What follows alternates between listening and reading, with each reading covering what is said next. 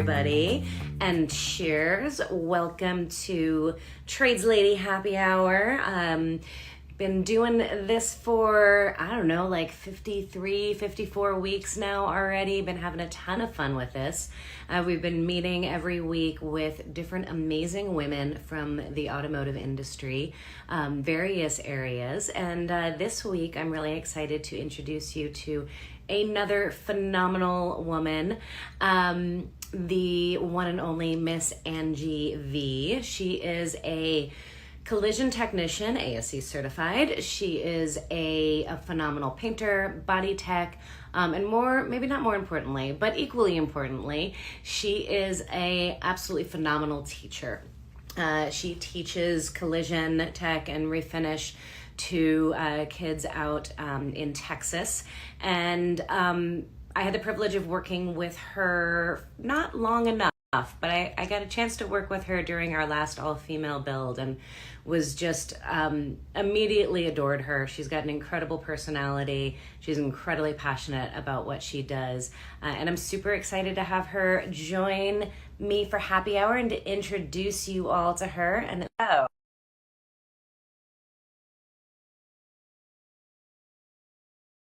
any moment now. Yes, there you are, my dear. How are you? Hey, I'm pretty good. Good. You got a happy hour drink with you? I got a big one. Nice. What you drinking? Coffee with coffee bourbon. Ooh, It's pretty good. that sounds lovely. I'm just drinking straight bourbon because I'm boring, but you know. And I love that I'm drinking bourbon in a hotel wine glass. Super classy. Bar or jar. So we're going to be classy together. I love it. All right. So, my dear, would you mind doing a short synopsis introduction of yourself to everybody who's watching, and then we'll dive deep into all the good stuff. Alrighty. Well, hey, my name's Angie, and God, I've been in the automotive industry for about 14 years now. Started when I was in high school. I started off with collision, and then I actually went to school last year, and I got my associates from a local college in automotive technology, so I can dabble in both. And I was teaching an automotive basics class, and now I'm moving on to collision basics. And the next coming up in the next few years, I'm very excited about it. That is fantastic. And I know a lot of you are probably wondering, how could she have been in this industry as long as she has when she looks like she's only like 15 years old? Little baby face. I'm 31. So which is crazy to me. You do not look 31 at all. Thank you. So tell me a little bit how this got started. So you've been in the automotive industry for basically. And sorry, I had a phone call coming in. I don't know why. I try to turn those off during these, but something happened. So it just glitched out. I apologize. So you've been in the industry your entire life, pretty much. When did the love affair begin? How did it all start? So it kind of happened on accident, randomly. My father's a mechanic, but he didn't teach me much. He was kind of not around, in and out of jail and all that. I thought it was cool. I thought it was so empowering when I would peek in the backyard and see my dad under like really cool cars doing all kind of stuff. And I didn't understand it. But it happened my freshman year in high school. And I didn't choose any automotive classes. In fact, I chose band as my elective. And I ended up in this strange freshman class, and it was about how to survive high school as a freshman while you're already a freshman. Strange. But we started with this project. Well, actually, first of all, let me set the scene because it's kind of funny.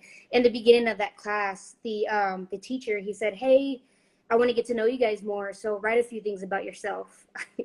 And I was young and in a dark place, and I didn't like talking a bunch. And I noticed in the class that he tried to get the students to talk a lot, talk about themselves, and just speak out loud, and I didn't like any of that. So I remember a few of the things that I wrote to him when I told him about myself. I told him, I hate people and don't mess with me. And he must have found that funny, because he came to sit down and have a very important conversation with me. And then he turned out to be the collision instructor of that high school. So, you know, it moved on, and I really began to like this guy, and he was not like all my other teachers. He was a really cool teacher. And towards the end of the school year, we did this project where we brought in license plates and we did a little bit of body work on it. And we're supposed to put something like meaningful that kind of symbolized who we were and stuff. And out of my entire freshman year, and this was at the end of the year, I got my first 100 on a project. And it was really cool. It felt great working on this license plate, because I was pretty fast, I suppose, at mine. And all the other kids were like, hey, you know, how'd you do that? You know, how'd you get there so fast? And I was like, oh, well, I can give you some pointers on what I did, you know, but I'm not sure if it's right. So I was kind of working with like so many groups and working with a lot of teams. And I was never so social, right? Naturally, I'm like, I hate people. And so it was a change in settings. And then the teacher came and privately was like, hey, look, I think you've got a neck for this, and I'd really like to invite you to my intro class for collision. And I was like, oh, you know what? I'll give it a try. You know, what do I have to lose? And man, from there on, it was incredible. I wasn't good at a whole lot of things when I was young, you know, so I was just kind of like drifting, you know, and it was fun, but I didn't know where my life was going or what I was going to do, or if there was anything that I could possibly be good at. And so being good at this, it was important to me. And the teacher, like, he believed in me, and he pushed me to do all these competitions that in the beginning I didn't want to do. I was shy and I was scared. I was like, I don't want to do competitions. He's like, yeah, you're going to do it. I was like, all right, well, fine, but what does it entail? Like, do I have to talk to people? He's like, not only do you have to talk to people, you have to perform body work in front of judges. Like, they're going to judge you. And I was like, oh, no. That sounds amazing. Not. He didn't let me say no, though. So I was like, awesome. And so he threw me in my first year, and he was like, look, this year, this is your first year. It's not about winning. I want you to pay attention and learn. And I did. And I saw all the champions working, the people who would have been champions that year. I saw the way they worked, what the judges were looking for. And I instantly, I fell in love. I fell in love with body work, with working in a shop with people. I fell in love with walking into the shop in the morning and it smells like burnt metal and body filler. I love that. I think somebody should make a clone of burnt metal and body filler. I don't know how well that would sell, but I agree with you. There is something about the smell of body filler. The burnt metal, I'm not so sure about. Like when you get in the shower at the end of the day and the smell of the metal, oof. But I absolutely love your story. There's so many beautiful pieces to that. You know, how one teacher can make such a huge difference in a person's life. And me and that teacher, we're still in contact. He's like a father to me. And in fact, so I joined the military in 2009, and he was a military veteran, and he always kind of talked about his experience. I said, you know what? I think I want that experience. He didn't sugarcoat it, you know, by any means, but it sounded like something I needed to do. You know, I grew up a poor kid, and I wanted to attend UTI since my freshman year in high school. And I was like, man, I can't even afford that. So he made the military sound like something honorable to do, you know? And I was like, you know, I'll try it. So I had a 4-year career in the Navy, and it was intense, interesting. But the whole time I always kept my eye on the prize. Everyone I served with, the question of the military is, hey, what are you going to do when you get out? And boy, I had a plan. I said, when I get out after my first year, I'm going to go to UTI in Houston. I'm going to go to major in the CART program, the collision repair refinishing technology. I said, and then I'm going to work in the industry for a little bit. I said, and then when I'm old and I'm ready to settle down, I think I'll be an instructor. It all happened a little quicker than it actually did. And then this same instructor who got me to love collision repair, he called me and he was like, hey, do you still want to be a teacher? I was like, oh yeah, of course I do. Like, that's number one on my list in a couple years. She's like, no, no, no. Do you want to be a teacher right now? And I was like, oh, right now? I was like, well, I'm so young. I said, I look like a baby. You know, I'm a female. I was like, I don't think that they'd even want me. He's like, oh, just give it a shot. What do you have to lose? I was like, oh, you're right, you're right. And my wife told me too. She's like, oh, you know, just put in the application. I said, okay, okay. I put in the application, and what do you know? Boom! I got an interview, and it was mostly ladies on my board of interviews, and I talked a lot about Skills USA and Collision, and they just loved everything I had to say. And I was so scared and nervous, but they said I did so well, and they could see, like, you know, the love in my eyes for the art of Collision. And so, you know, it's been wonderful. I love that. Oh God, I love so much of this. I love how much of a constant presence this instructor has been in your life. I think we undervalue teachers way too much, and I think we definitely undervalue trades and instructors and teachers far too much in our society.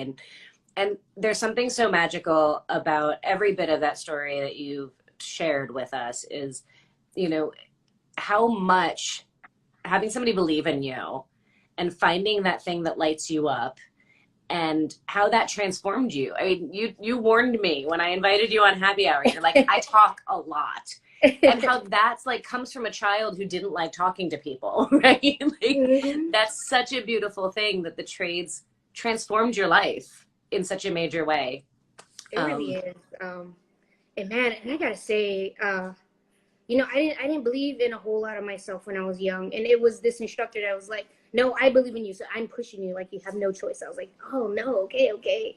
And it wasn't until I was in the middle of my first competition, and of course back then it was a different day, so I was getting weird looks because a girl was competing, and even some instructor approached my instructor and was like, hey, well, where's your contestant? And he's like, she's right here. He's like, you're joking.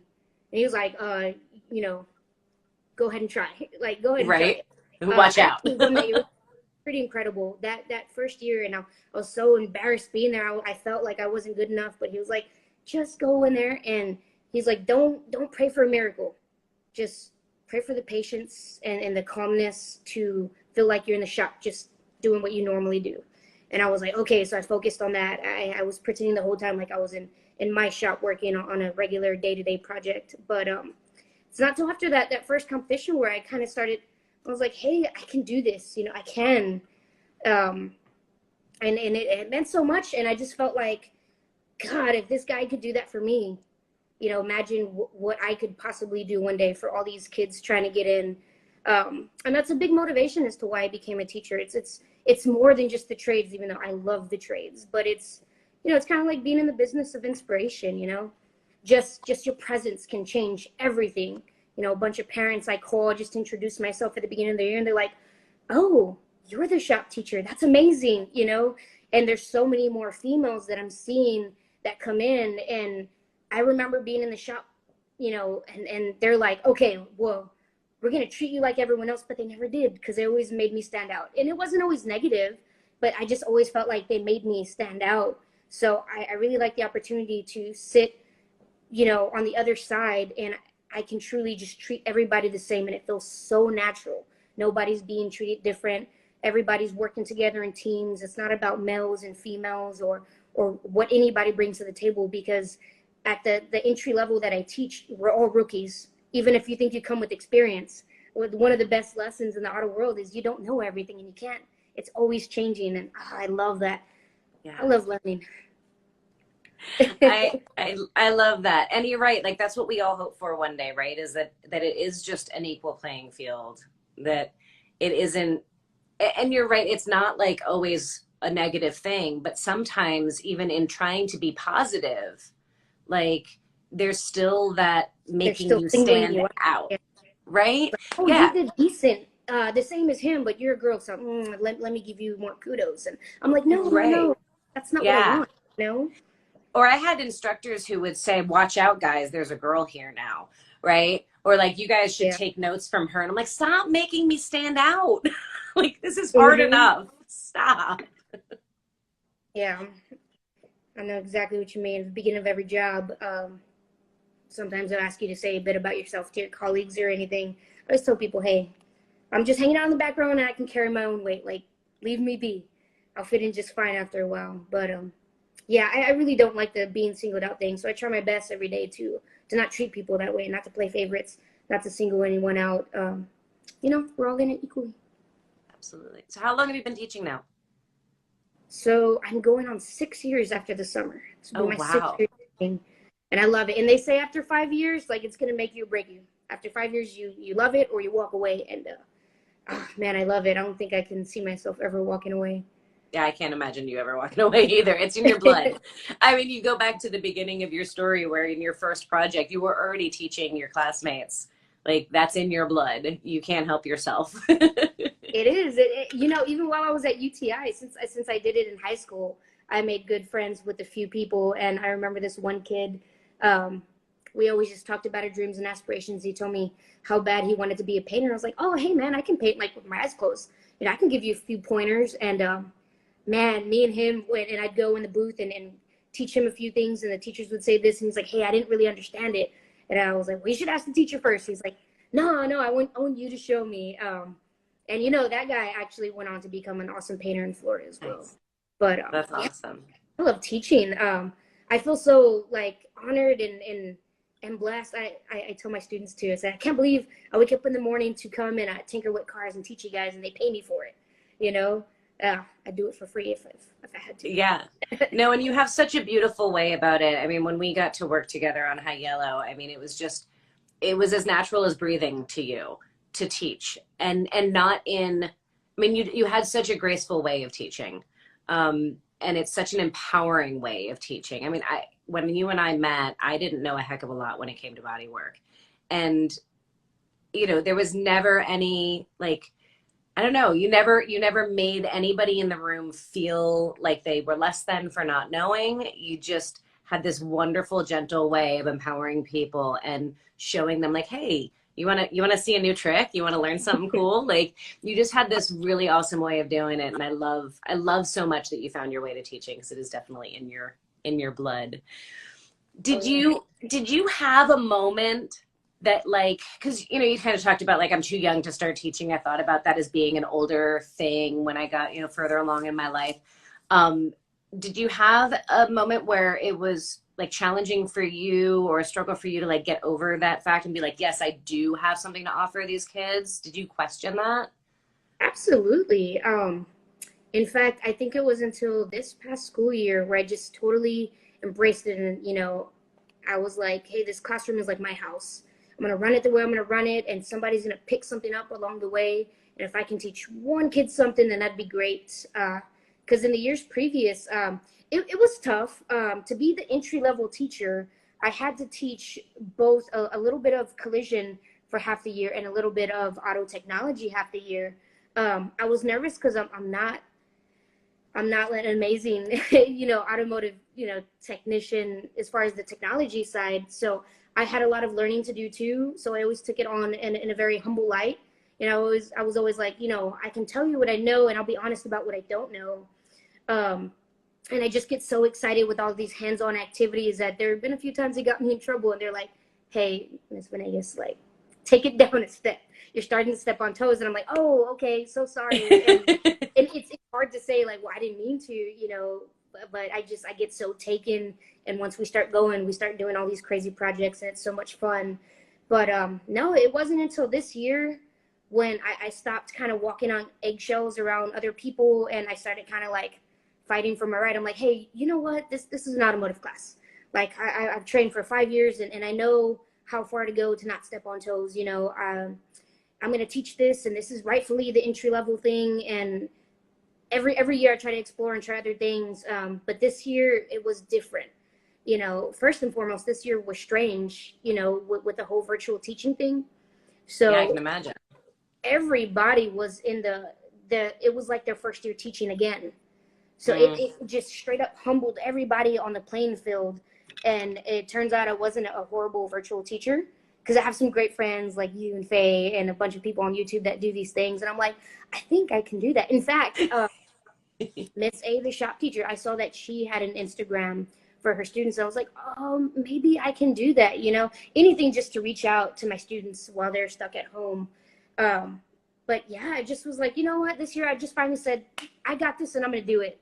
It almost put me in trouble a few times until I confidently sat in front of my administration team and I said, hey, look, this is what I'm going to do. I'm happy to show you, what I'm going to do. I can show you how I'm not stepping on anyone's toes and how I'm not going too far into this. But I am going to remain to do all of my crazy, wacky hands-on activities. That's what makes my class, that's what builds our program. And I was like, and it's important that you support me because we want numbers in our program. You want students and we want them to move all the way up and to be successful. I said, one of the things that I hung on to, I said, nobody signs up for the automotive class to learn from a book. Not you buy a book and sit at home. And finally this year, just things really shifted and I got a lot of support from my team and the other teachers. And it was amazing. That's phenomenal. Now you're high school level, right? Yes, ma'am. And are you seeing numbers increase in the number of kids who are signing up for shop classes? Oh yeah, absolutely. Our numbers are so big that we just this year we're about to hire another teacher just to take on the automotive tech intro, and so now I'll be specifically the collision intro teacher, which I love because that's my baby. That's amazing. That's so good to hear because I still hear so many stories all across the country of shop classes being canceled and not having enough numbers and not being able to get butts in the seats of these trade programs, and so they're getting canceled and defunded. Do you know like what you attribute that to, why you guys have seen a growth in your program? So okay, I'm not gonna say that it was me, but You can if it was. the teachers kind of scared to take the steps that it did.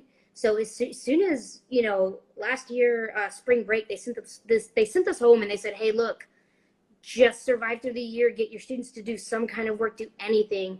And I thought long and hard about it. And I said, you know what? I'm going to open up an Instagram for my students. I'm going to open up a TikTok.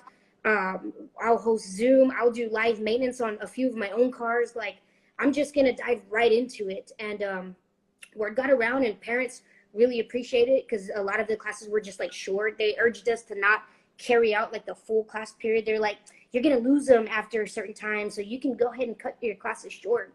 And I was like, no. Or just hold their interest. Come on. Well, they say that kids can't stare at a screen for more than like 20 minutes or something like that. And I was like, no, I'll give them something to stare at. We're going to do stuff. And I just went out and started doing a lot of maintenance to all like my personal vehicles in the neighborhood. I started taking on vehicle projects from like my friends and family. I was like, hey, just bring it over. You mind if I make a video? And it really grew on my students. And I started noticing on my virtual Zooms that a lot of the siblings were coming in.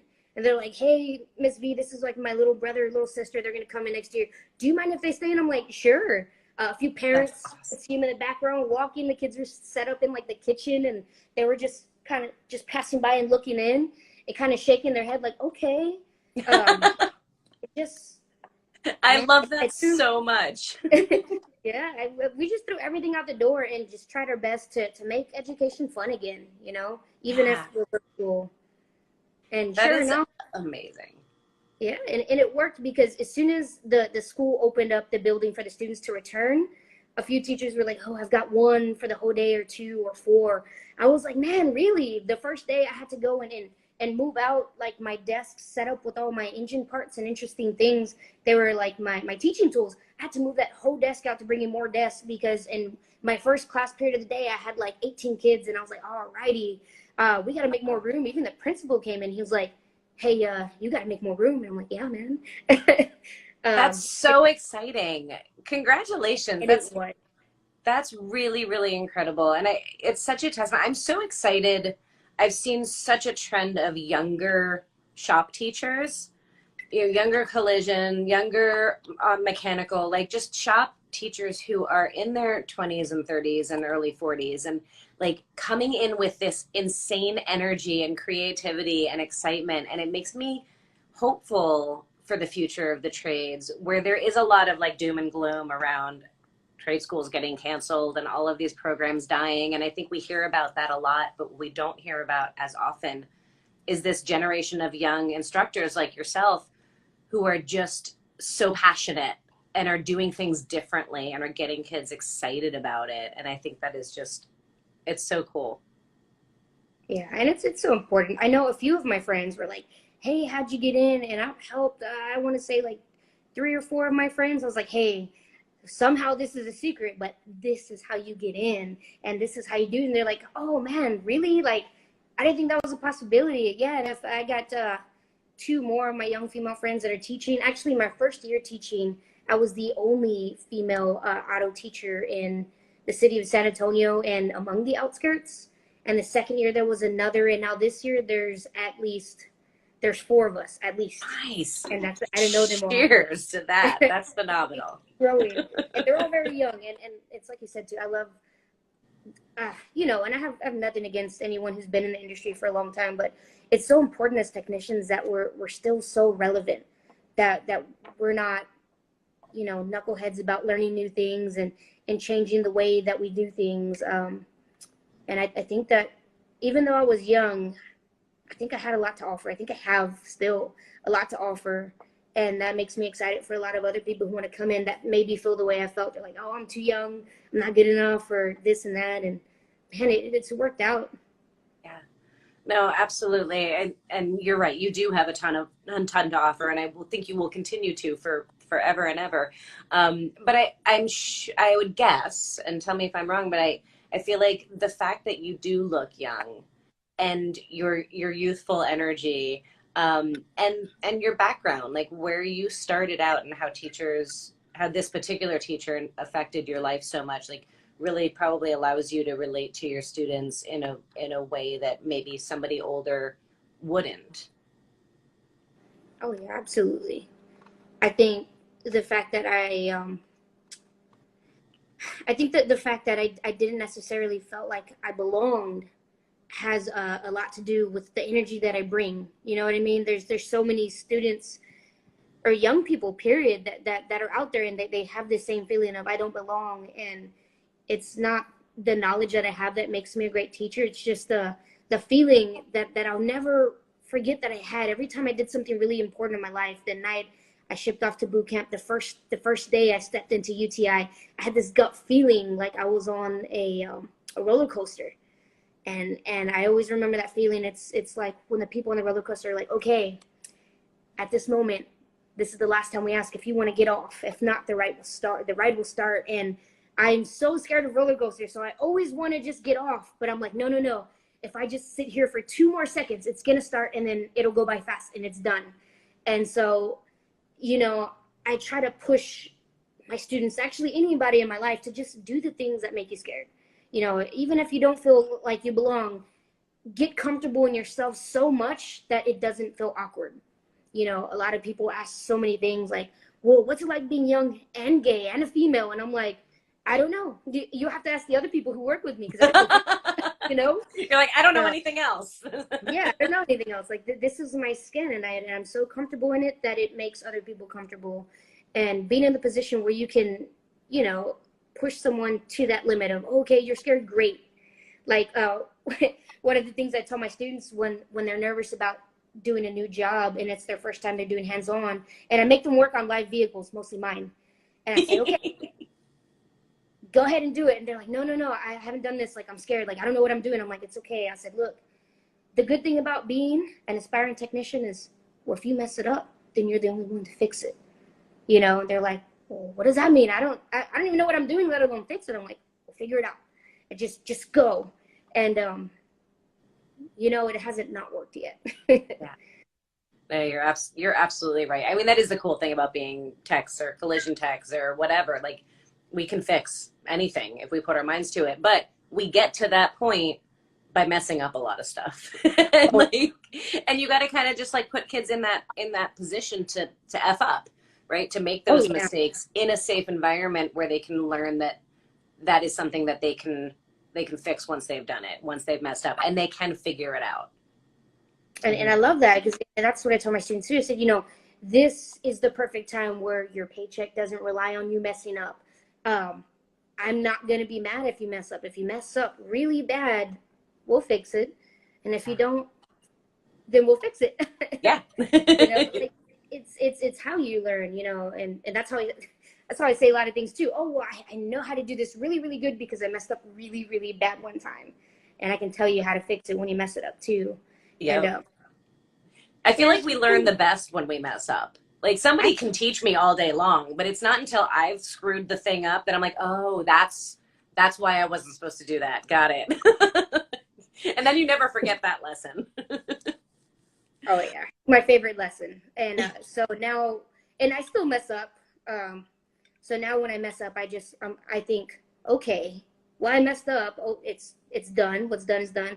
What can I learn from this? Will I repair this in a way that the next time it comes in, I'll invite it in, and usually it happens that way, or I'll know what cars I really hate working on. Okay, so a moment of real talk here.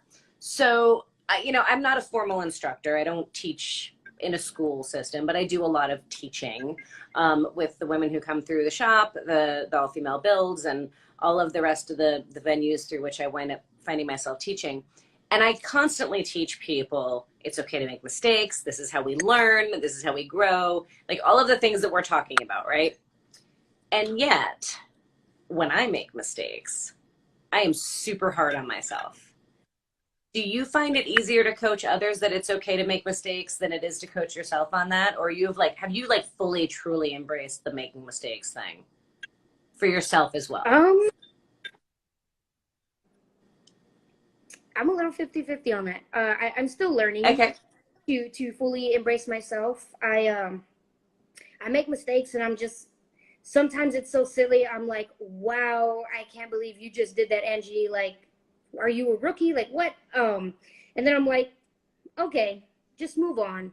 Life is so crazy. I really learned stress management on a very serious level. And my thing is, fix what you can, and the things that are not in your control, Jesus, take the wheel, and so anything that I can fix, I can fix. If I can't, I can't. And usually if it's something that I messed up by my own hand, I can fix, and it's going to be a pain in the butt, but it's always a learning process. So I've recently learned just to be a lot better on myself, and when I mess up, it's just like, oh well, move on, but it doesn't make it any less. I always make, every time I make a mistake, I make it a learning opportunity. And I try to see it that way. And it's important that I do, because now when I take my students to competitions, the best thing I can do for them is not, I want to nurture them and shape them up to get there. But it's not my job to shelter them to where both me and the student are afraid to not win. And so when my students do lose, and I like for them to experience that, especially in their first year that they compete with me, I said, it's okay to lose. In fact, I almost want you to, because you can't lose anything in this trade. Each time you mess up, or each time you go to competition, you don't win. It is always, always, always a learning opportunity, no matter what you're doing. And that's a win-win for me, and if you can get yourself and train yourself from where you did make your mistakes and move on, well, that's the best feeling of winning. Because if you go in and it's, it's effortless, it's an effortless win. I mean, that feels great, but you didn't get all the blood, the sweat, the tears, and the headaches, so when you get that win, and it's because you messed up so many times, it feels so much better. And that was you, like you did that in yourself, and it feels amazing. So yes, I'm hard on myself, but not too hard, because it's always a learning opportunity. Yeah, you're such an inspiration. You are a better woman than I. I'm great at teaching that. I'm great at teaching that. Not so great at doing it myself, which is an interesting conundrum in and of itself. But so you come from an interesting perspective as an instructor, as a trainer. What do you see kind of currently facing the industry as its biggest challenges? What are your thoughts as far as what the future is going to look like, the near term future with our industry? That's a really good question. I think some of the challenges are that in the industry, we have all these wonderful tools, and all the technology that's available to us, it's awesome, and I love it, and I love learning new things. But I think in the future that it's becoming a little bit easy, and I worry that, you know, we raise these techs to be problem solvers and, you know, go in and diagnose and fix the problem, when a lot of things in the industry are like, oh, it's broken, replace it. You know, I fear the day when we're so accustomed to that, where it's actually time to troubleshoot as a technician. You know, already so many technicians are like, oh, I hate electrical, I'll do anything but electrical. But nowadays it's the most important part. And when you look at it, especially from like a diagnosing area, where you're like, well, it's actually easier than you think. It can only, if you're having an electrical problem, it can only be either, yes, a faulty component, you got a short in the wire, you got a busted fuse. It can only be so many things, but it's becoming so, we're becoming so, we're getting so reliable, we're getting reliable tools that help it make it easier. And I think a lot of the younger generations too, they're starting to believe that the tools are going to do it for you, and I don't think that's the case. And right. Maybe it will be, but like I said, there's going to be one day when you're going to need to sit there and troubleshoot, and I hope that it doesn't take people for a whirl, and they're, you know, everybody wants to throw their hands off it and say, no, I don't want to do that. That's not what I do. And it become one of those problems where the dealership was like, okay, well, we can't fix the problem, let's just buy the car, and no one ever fixed the problem, you know. So that's my fear. But you know, I'm also here to try and change that. No matter how easy it is, we learn the hard way. Actually, I have a really good example. I got so excited that I'm going to be teaching the collision course. One of the stipulations was like, hey, we have one spray booth at the school. We don't want the entry-level freshmen to mess with the paints. It's too dangerous. It's going to be too costly to get them respirators and everything. So we want to teach this course, but the kicker is we don't want you messing with those paint products. And so I kind of brainstormed, and I was like, whoa, wait, there's way more paint products than just your automotive paint. And they're like, okay, well, what do you mean?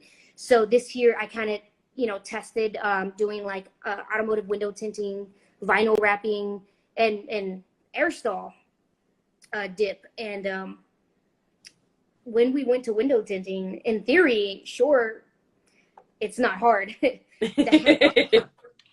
Oh my goodness, both me and my students were learning it together.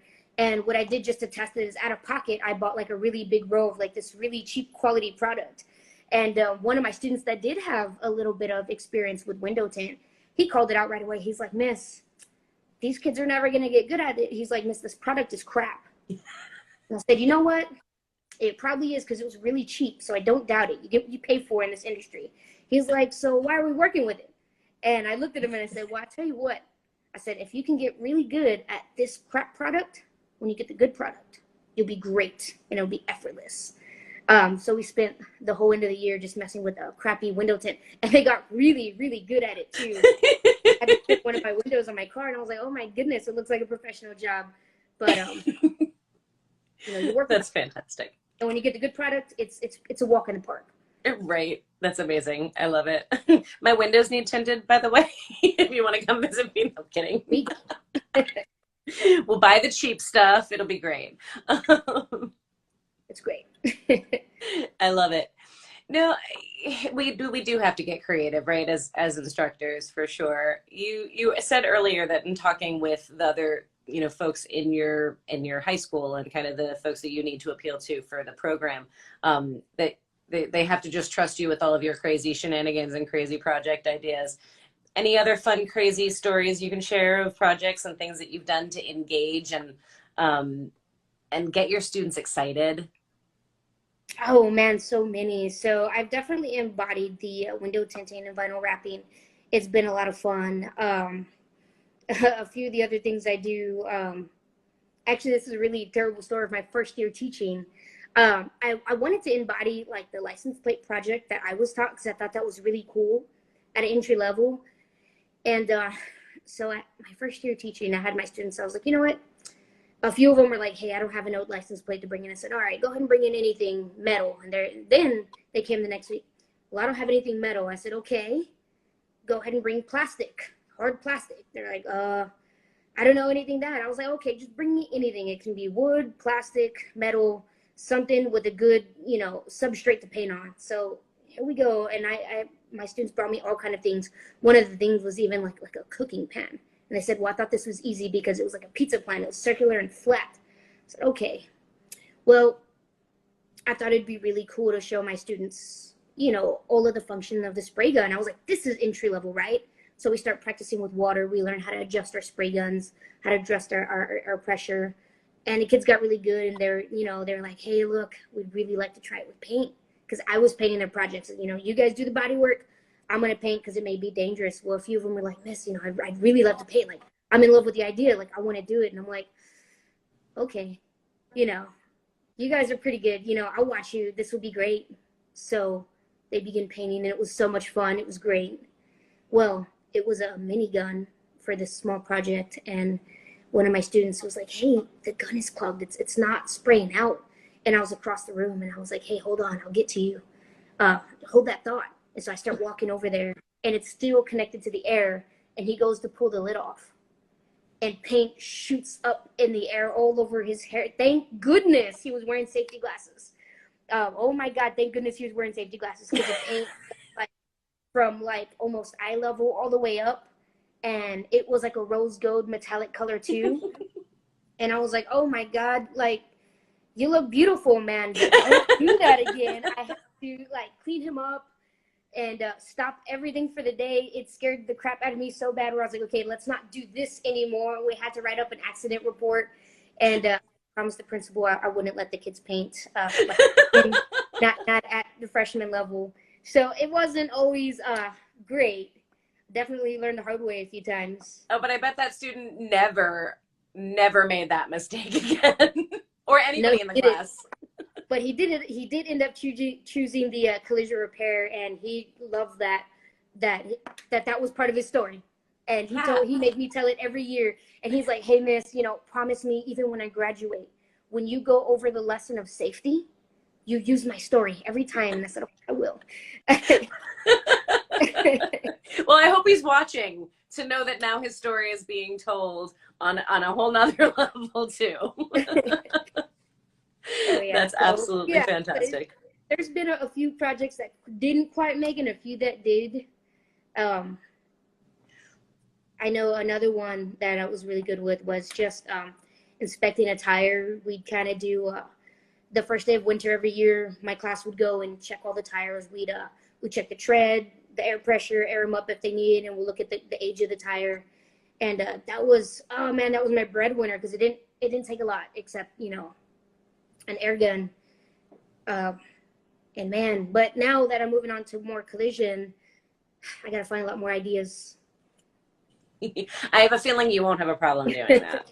I'm sure I won't. Hey, I'm sorry. No, I'm trying to think how to phrase this question. I feel like I hear often from the older generation, right? The 60s and 70-year-olds, that it's just so hard to get kids interested in cars these days. I hear that sentiment over and over again. And I've always kind of felt like getting them interested in cars isn't the problem. It's showing them the opportunities that exist for them within the industry. That's the challenge. And getting the people in their life to believe that there's opportunities for them in the industry. What is your thought on that? Is it the kids? Is it the parents? Is it society? Where is our block in getting more people interested in the industry? Well, I don't agree with that at all. I think right now it's a wonderful time to be in this industry, because people are dying to get in. I know when the Fast and the Furious movies first hit, everybody was in the automotive scene, and then now we're hitting that point again, and there are so many influencers. And I know a big one for my students too, they watch Donut Media, and the students come in and they teach me things sometimes about cars that I didn't know about. My students taught me what a hypercar is, and I'm like, what? And we'll look at it together, and sorry. I have so many students, you know, not saying that it's a great idea, but I get a few, I call them strays, a few students who don't quite belong in my class, but they're up to no good. So I'm like, okay, fine, you can come in here because I'll keep you out of trouble. And they're getting in there, you know, elbows deep in cars and asking a bunch of questions. I don't think we're at a shortage at all.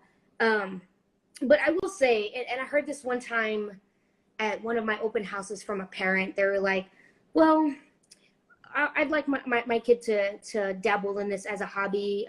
My son's very interested in cars, so sure, he can be in this class, but you know, he's gonna go to college and get like a real paying job or something along those lines. And I was real paying job. You know, and so I partly offended. I had brought all the parents in. I was like, okay, it's time for a new presentation. And one of the things that I said, and I made like direct eye contact to the parent like this while I said it.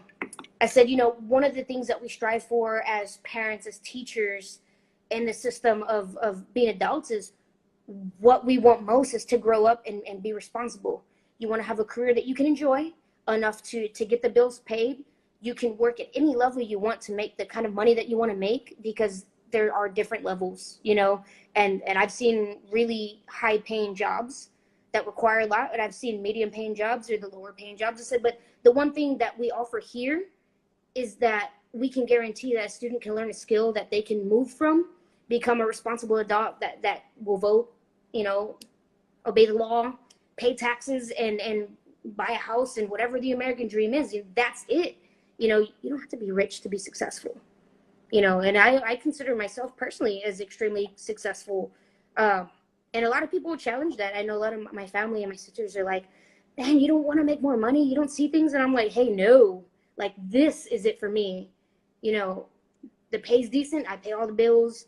I vote. I do everything I should as a responsible adult. And I get the summers off, and that's kind of awesome. You know, what more do I want? You know, that, to me, that's successful, because I did everything when I was young that I said I would do.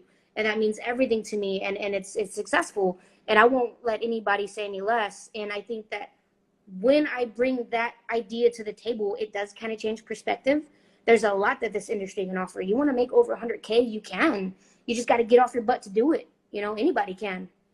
I worked for some gentlemen right before I was teaching, and the manager of my shop made 305 that year. I asked him, I said, hey, I want to know what you make so I can tell my students, you know, what the industry offers. He says, well, I made 305 and my brother made 215 at the sister store. I said, Jesus, really? And he's like, I'm not kidding. So, I mean, the industry offers everything, you know what I mean? Oh, totally. Yeah. It's all in the work ethic. It is. No, I 100% agree. And I think it's all in getting the word out about the opportunities that are in the industry, right? Because kind of to your point, like the kids are interested. The parents are the ones saying, I want them to go to college though, or I want them to go get a quote unquote real job. And I think the parents don't know how good of a career path you can have, right? Whether it's, you know, to work on the line and make enough to feed your family and take care of yourself, and that's where your happy place is, and that's a beautiful thing. Or there's room to move and do bigger, more, you know, higher paid jobs. But there's so many opportunities for kids that are that they could make so much money, like right out the gate, without college debt, with a ton of opportunity for growth. And the parents and the teachers, the non-shop teachers, I feel like they just don't know about that opportunity. They don't see the opportunity.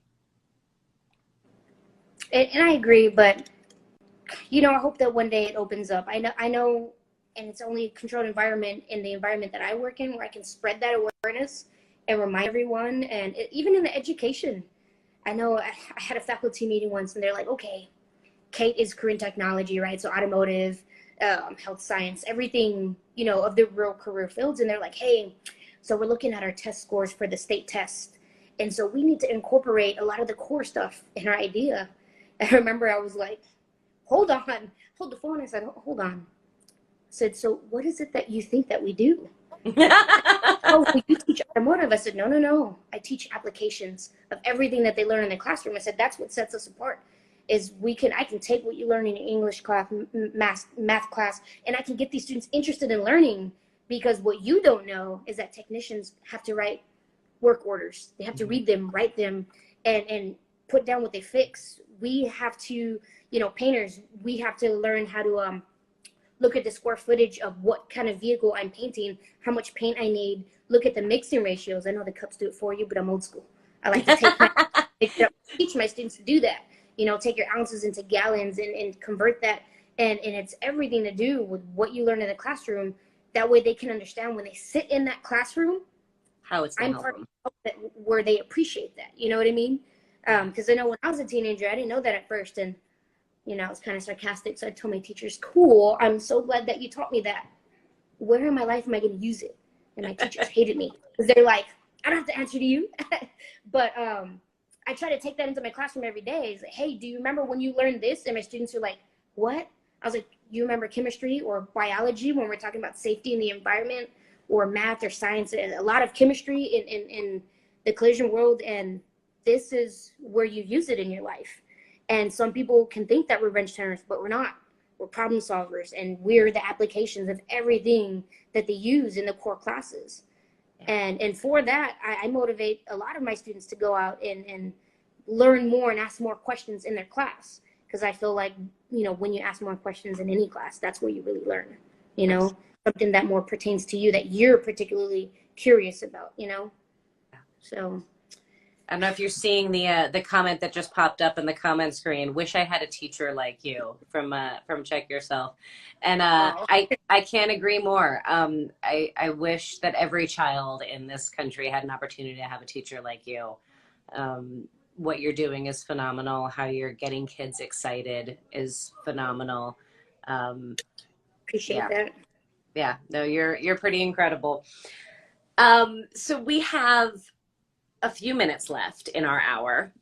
Are there any particular things that you would like to kind of touch on that we haven't touched on already?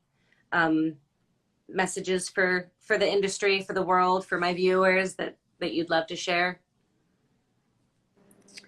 Oh, that's a good question. I talk so much. I think I hit it. But if I could give advice to anybody who's kind of on the fence about moving forward in your auto career, or just feeling like it's not for you because you had a real bad week and you messed up a lot, man, when you get that feeling of you messed up so bad or you're scared to do it, that's the time to step up and just go out there, because you're going to fail a lot in your life. But if you're chasing something that you love, even if the time comes when you fail a little bit, you can't be mad at anybody else for making your decisions. It's all in your control. You have the control in your life to push it where you want to do it. Like, manifestation is real. And it's not just you thinking about it all day, but it's waking up every day with a goal to be better, to keep learning, to keep pushing forward, no matter how hard it gets, especially when it gets hard, because that's when you learn the most. So for everybody out there, be your own teacher and love what you do. And if you don't love what you do, find out what it is that you love and do it, even if it's not in the automotive world. Just find something that you love and just do it, like really do it. Yeah, absolutely. I love that. Cheers to that. Fantastic message. Do you have another Instagram for your teaching, for your students? I do. So my teaching Instagram, it's open to the public. It's auto basics _ Miss V. Ah, awesome. I apologize that I didn't use that one to tag. I will, when I post this as a live, I will make sure that I have that in there for people to click through to and see. And I encourage you guys to check out what she's doing and her creative approach to teaching, and obviously the passion that she has for this industry and for her students. And I adore you so much. I have so much respect for you. I think what you're doing is phenomenal. I'm so grateful that you agreed to jump on here with me and share a drink with me and share your story. And I know that you're going to affect so many lives. You already have. The comments when I first posted that you were my guest, I think 2 of your students piped up and were like, "She's the best teacher I've ever had." So you get a lot of love. I'm really, really grateful for first of all meeting you. That was an amazing part of last summer in my life. Thank you for the opportunity. This was great. I don't always get to talk about myself, so when I do, it's always an interesting challenge. But thanks for letting me blab on for the past hour. It's been great. Absolutely. It's been fantastic. It has been wonderful to hear. And I love that from somebody who doesn't like people and doesn't like talking, that you have become this amazing woman who loves people and loves talking and does such a phenomenal job at doing both of those things. So cheers to you. Keep kicking ass and taking names. And come out to Phoenix soon because I miss working with you. And I'm grateful for you joining in. I'm grateful for everybody who tuned in tonight. I will have this up on my Instagram TV with all of the other amazing interviews with all the other amazing women that we've spoken with. And make sure you come back next week for another happy hour live. And until then, guys, have a fantastic week. Be good to yourselves. Be good to one another. Angie, thank you. Have a great Bye. night, everybody. Bye.